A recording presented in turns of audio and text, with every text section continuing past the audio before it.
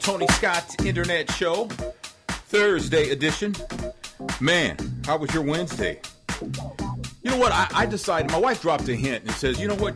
You haven't done, I've done like these walking vlogs where I've taken the walking, mostly where I live, but I've been out to a couple of parks and stuff like that, and my wife's been on a couple of them too. And I just kind of like, it's kind of like me unplugged, where I kind of talk about stuff, just different things. And I hadn't done one in a while because I'd been so busy, you know, trying to get ready to do this podcast and launch that, and then some other things. And then on Scandal Show, which we'll be taping another one tonight. It's Thursday, and it's Scandal Thursday. And I'll be taping one tonight. But I walked yesterday, and I gotta say, man, I gotta find a way to fit that on my schedule because I was able to clear my head. I finished. I had so much energy. It was great, and I forgot how great that was. So, and you know, I was reading that. Actually, my wife was telling me that she was reading that if you work from home, you should put shoes on because when you don't, it's some kind of psychological thing that, you know, wearing shoes while you work at home is better psychologically. It does things that are better. And also she was telling me that if you use two different types of media, like if you're on your iPhone while you're watching TV or your iPad while watching TV, your brain shrinks because it can't handle that. You think it can, but it can't in the long run. Something to think about, right? You know what I've been thinking about is Olivia, my second daughter, who is a sophomore in college. When she was in high school, she was on the dance team. And I hope I can get through this without breaking down because it really just broke my heart. But one of the girls on the dance team, who they call Nugget because she was really tiny, I think was a sophomore when Olivia was a senior. And so this year, Nugget is a senior. Well, we lost Nugget a couple of days ago in a car accident. And Olivia's so brokenhearted about it. Really, really hurts. And when she hurts, I hurt. But I cannot imagine what her Nuggets family's going through. You know, just really tough. And I say this to, I say this to make the point that, man, tomorrow's not promised, man. Hug those babies. You know, if your child, and I don't know how long Nugget had been driving on her own.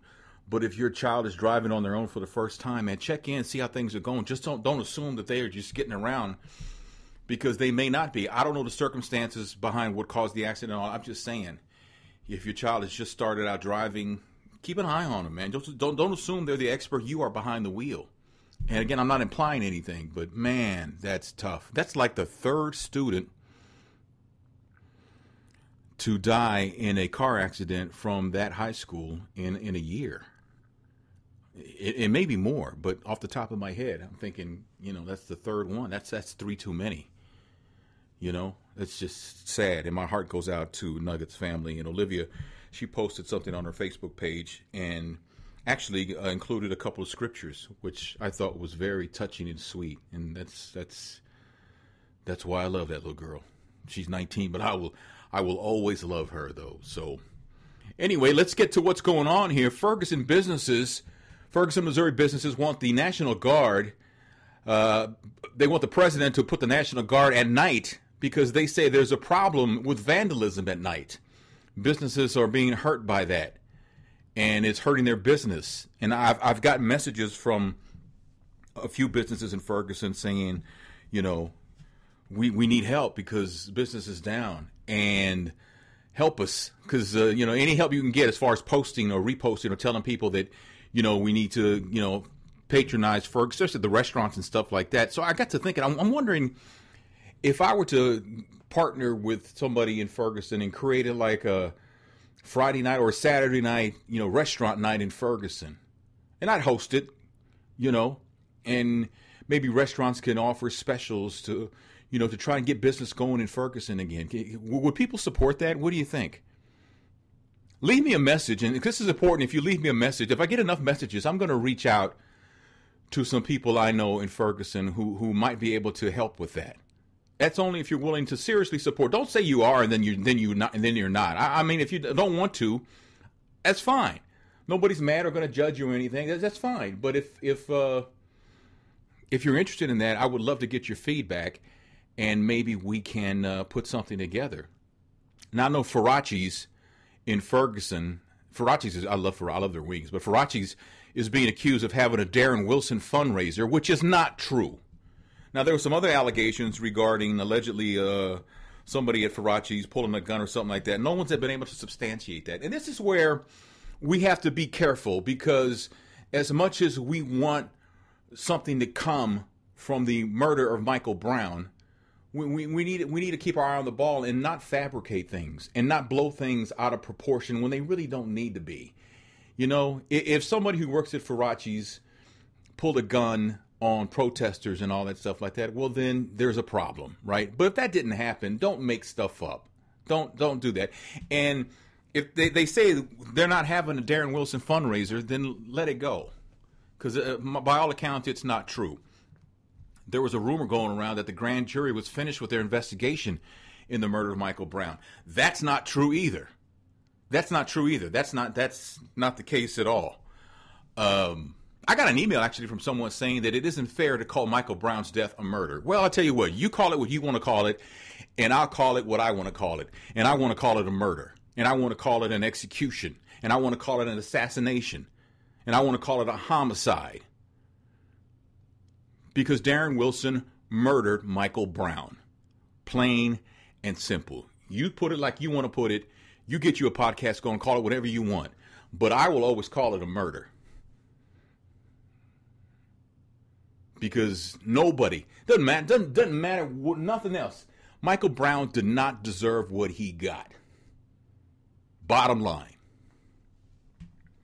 That Ebola patient in Texas was identified yesterday. Thomas Eric Duncan is from Liberia, and he went to the emergency room last Thursday night with fever and some stomach pains. Now, the hospital says it didn't warrant admission to the hospital, even though a nurse did ask about his recent travels, and Mr. Duncan said that he had been in Africa and was returning from Liberia. He had a blood test, but he didn't have an Ebola test. I didn't even know that, there was such a thing as an Ebola. But, in our country, like I said yesterday, the three words Ebola in America is something that we're having trouble wrapping our heads around because we don't think that can happen here, but it has, for whatever reason. It's a thing now, right? And the information that he told the nurse apparently was not shared with other doctors, or I don't know if she didn't share it. I don't know if the doctors didn't read the report. I don't know what happened, but he went back to the ER, Mr. Duncan, 3 days later, and it was determined he probably had Ebola, and then he was isolated. Now, he's said to be in pain. He has not eaten in a week. He did come in contact with 20 people, including 5 children from 4 different schools. And all these people are being watched. They're being monitored. They're having their temperature taken at least twice a day. The paramedics that handled Mr. Duncan have been isolated, and the ambulance used was actually put back in use for 2 days after he was transported. But they say it was decontaminated as it always is after a transport. That's what they mouth say. I don't know. If you have to call an ambulance, you say, I don't want that ambulance. That ambulance, actually, if you really want to put the public's mind at ease, that thing needs to be decommissioned. And am I overreacting? Absolutely. But I'm talking about, at this point, putting people's mind at ease in the Dallas area. Take that thing out of service. Insurance company, pay that off, man. Pay it off. Just chalk it up to the game. That's all I'm saying, because a lot of people are scared. How do you get Ebola? How can it be transferred through the air, or is it a what is it? Secretion? Was it? Can it be transferred from kissing? I don't know. This is all information that needs to come out. Speaking of information that's come out, information not coming out is what's got Secret Service former director Julia Pearson resigning. And you know what? It had to happen. There were just too many mistakes about this. She didn't come off good when she appeared on Capitol Hill, especially when she mentioned about not telling the president about an incident. Omar Gonzalez was the man arrested who's pleaded not guilty. He's the one who penetrated the White House, and he apparently penetrated the White House more than what the Secret Service originally said. There's video of the whole thing that the public apparently has not seen. And when Gonzalez went through the doors, a female officer was pushed to the side as she tried to close a second door. Now, they're saying it wasn't because she's a woman, it's because she was basically caught off guard. Well, she shut the first door. How did she not, how can you be caught off guard if you got the first door closed? Anyway, there's also an alarm. I'll tell you about this. It was an alarm that didn't go off. An alarm box was turned down before this happened because the White House usher's office complained that it was too loud. Okay, who signed off on that? We don't want to inconvenience the usher's office because this alarm is just too loud, so turn it down. Now turn it down some more. Now a little bit more. Seriously? A canine unit was not released because there were too many friendlies around. Seriously? So let me get this right. So the alarm was turned down because it was too loud for their ears, and the dogs were not released because there were just too many friendlies around. There's a man who penetrated the White House. He was not that far from the residence. So ears are going to have to be hurt, and people are going to have to get bit. That's the deal. We're not there to make life easy for anybody, man. Your job is to protect the president. What the hell? What is that? No. And the incident at the CDC in Atlanta 2 weeks ago, when the president was there, and he was on an elevator with the contractor, and the contractor apparently was carrying a gun. She apparently never told the president that little nugget, that little incident. She never told him that. She's supposed to update him whenever there's a threat to him. He's supposed to know about it. Like we all would want to know if there's a threat against us and somebody knows about it. And she didn't tell him. She got to go. And she did. She resigned.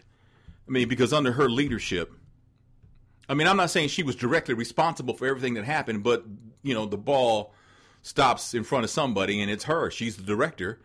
So she resigned. Was it a good move? Was it a bad move? Well, that's for you to decide. I think it was a good move that she resigned. Because I think if not, I think the president probably would have fired her within a week. Because, that was bad. A man got close to the president with a gun there on an elevator, and he's got a gun, and you didn't even tell the president afterward there was a situation? Come on, man. She did the right thing. I'll just say that. The man who killed a teenager after an argument over loud music in Jacksonville, Florida, Michael Dunn, he's been found guilty of first-degree murder. Prosecutors said Michael Dunn shot with intent to kill when he shot 10 times into an SUV. Jordan Davis, who was 17 at the time, and 3 of his friends, this was 2 years ago? The jury deliberated like 5 hours. Not really long at all. Really, when you think about it, you've got a man's life in your hands, and you only took 5 hours to decide. That's relatively quick, I think. He did take the stand in his own defense. He said he fired in self-defense, but they never found a gun in the SUV or in the nearby area. And Jordan Davis's 3 friends said, ain't nobody had no gun. He was convicted on 3 counts of attempted second-degree murder in February and faced at least 60 years in prison. The jury in the first trial deadlocked on the first-degree murder count, which led prosecutors to retry him. They didn't look at the death penalty, but now he'll never sniff freedom again. He won't walk the streets again because now it's mandatory life. Now, to be fair, maybe I shouldn't have said he'll never sniff freedom again because, there's life and then there's life without parole. Jordan Davis's family actually gets some closure on that. So I guess, you have to look hard and deep for the silver lining in that. I got a lot of entertainment news to tell you about, and I'm going to do that next on the Tony Scott Internet Show. Do you want to reach an audience that you haven't tapped into yet and not blow your budget? The Tony Scott Internet Show is new, growing, and available to you. Advertising on the Tony Scott Internet Show is extremely affordable. Contact us at advertise@TonyScottShow.com.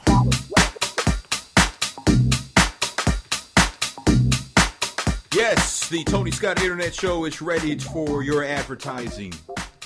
And we'll give you a good deal like he said. What he said, I'm co-signing. I would know, I think I would know. Would you think I would know? I think I would know. There's going to be a Lifetime movie about En Vogue.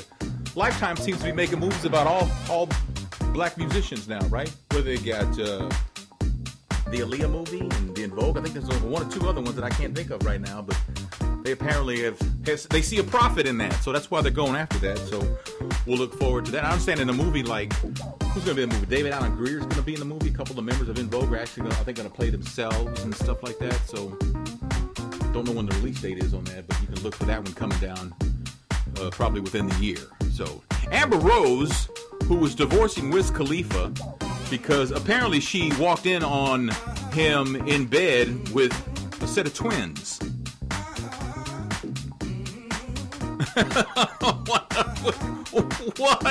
What? Twins? He's in bed with twins, apparently, is what the word is. She also tweeted that she would never cheat on her husband, even though he cheated on her. She's being called out for being a gold digger, for, being, setting him up. I don't know where that one came from, but, all this kind of stuff like that, you don't know any more than I know.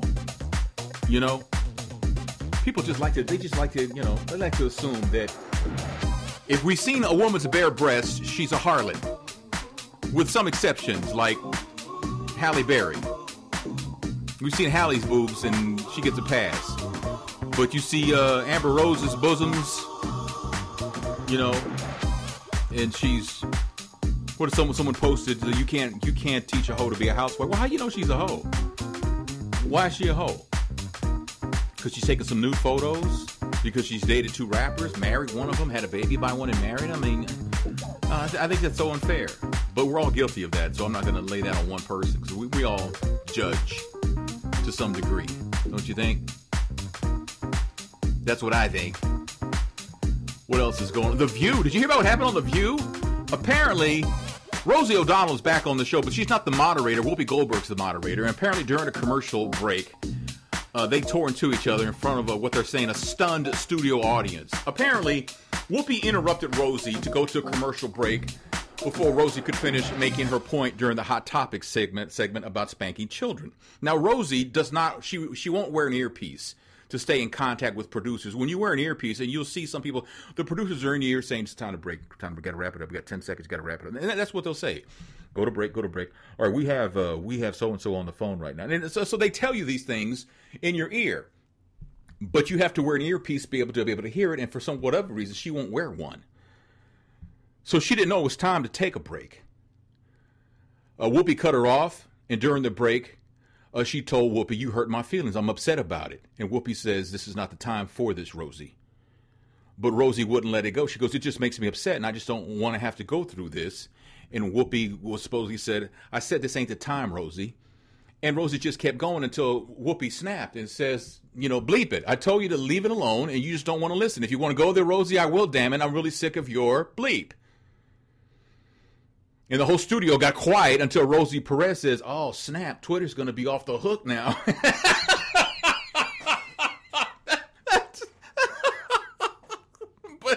But apparently, Rosie got shut down by Whoopi Goldberg. And they came back from break and they acted like nothing ever happened. Of course, The View is going to play down the incident, saying these ladies have strong opinions. That's part of the job. They had a misunderstanding. They had an exchange. They hashed it out. They hugged it out. It's all good. Rosie walked off the job the first time she was on The View as a, permanent host when she got into a verbal spat with Elizabeth Hasselbeck back in the day. Do you remember that? Yeah. What else is going on? Let's see, put this over here and see. Jagged Edge got kicked out of Jermaine Dupri's birthday bash a couple nights ago because they wouldn't take off their baseball caps. And when you consider that, at one point, Jagged Edge and Jermaine Dupri, they were thick as thieves, right? I mean, they were pretty tight. But according to Jermaine Dupri's Instagram page, it got pretty intense, so police had to get called on Jermaine Dupri's Instagram page. So I got all dressed up, brought all my people out, and And security at the Gold Room told Jagged they had to leave. They didn't take off their hats. They had the police come and put my people out and bleeped up the whole night. As far as I'm concerned, that's the most disrespectful thing you can do. To put that on, to people to put that on, well, he's just saying he wasn't happy. They did take a picture with Jermaine Dupri before it all happened, but, Jagged, take your hats off, man. Be gentlemen. Be gentlemen. What's wrong with you, man? Is that part of your steez? Is that man, take your hat off, man. Y'all ain't had a hit in 20 years. Take your damn hats off, man. Come on, man. Really? Come on. Dude, settle down. Settle down. For the love of everything, please settle down, man. What else? What else am I looking at over here? Kendrick Lamar was at Paisley Park and performed with Prince. Did you hear this from Yahoo.com? This is yours. This is ours. Look in my eyes. Tell me you want me. Tell me you see me. I know you hunt me. I know you love me. I know the truth. I know the real. I speak it in you. I speak it in us. I speak it in we. I speak it in God. I speak it in free. You know who we be. You know that it's life. I know when you're wrong. I know when you're right. You look in my eyes. I know you're surprised. You tell me the truth. I know you despise. Where's Prince? I didn't hear Prince. Did you hear Prince anywhere? Did I miss something? Did I blink and miss something? Where's Prince? I didn't get I didn't get anything like that. Where's Prince? What happened, Prince? Where'd you go, homie? What happened? Where you at, dirty? I don't know, man. I don't know. I couldn't understand anything he said. No way. What was that? But if you see the video of it, because they jumping up and down, hands in the air, audience is all excited. I guess that officially means I'm just old, huh? I'm just old because I was like, whatever. I guess people like hearing this, so there you go, right here. So Iggy Azalea is a white Australian rapper, and she's been accused of not really being hip hop because she's big in some circles of hip hop, but they're saying she's hijacking black culture, her fake black Southern accent. But she sent out a tweet in the past that apparently has come back yet again about why she should be allowed to say the N-word.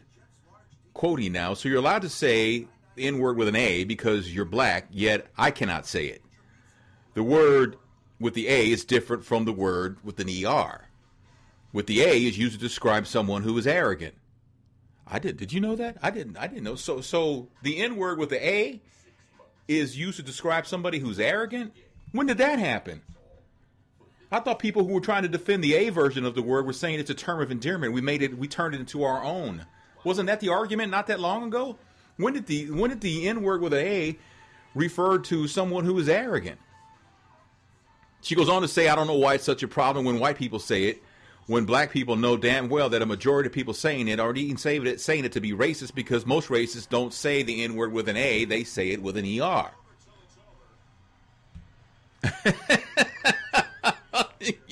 You know what? You're stupid.